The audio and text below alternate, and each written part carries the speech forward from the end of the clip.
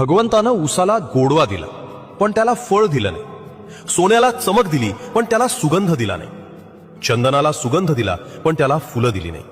समुद्राला विशालता दिली पण त्याचं पाणी गोड केलं नाही. नदीला गोड पाणी दिलं पण तिला स्थैर्य दिलं नाही. कमळाला पावित्र्य दिलं पण ते चिखलात फुलवलं.